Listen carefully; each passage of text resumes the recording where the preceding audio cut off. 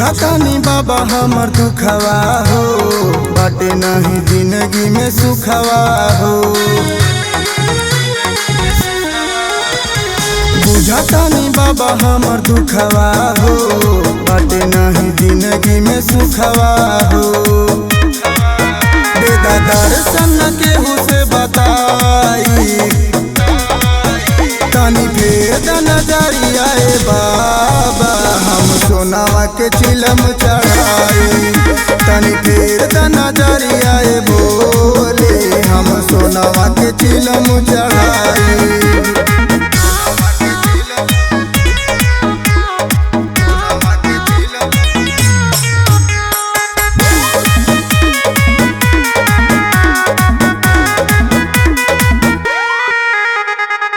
सुनाए बाबा तानी हमारा पुकार के, बानी पिया सल बाबा तोहरा हो प्यार के।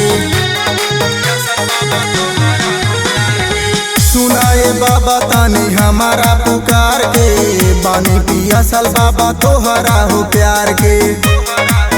खाली तोहरा पर हम विश्वास करिले, सच कहा तानी नहीं बकवास करिले। चढ़ते हो सावन अलग जगाई, तनी भेद नजरिया बाबा हम सोनावा के चिलम चढ़ाई। तनी भेद नजरिया बोले हम सोनावा के चिलम चढ़ाई।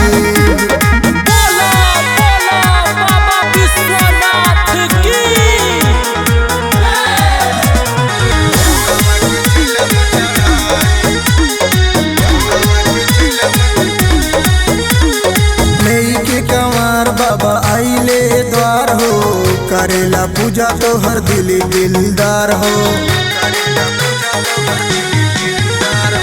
लेके कंवर बाबा आइले द्वार हो, करेला पूजा तो हर दिली दिलदार हो। कहा तानी भोले दानी हो, प्राण दे दे हम नहीं मिलबा त बाबा हम जान दे दे। बाटे मनवा में ये हमर सारा पुराई, तनी भेद नजरिया बाबा हम सोनावा के चिलम चढ़ाई। तनी भेद नजरिया बोले हम सोनावा के चिलम चढ़ाई।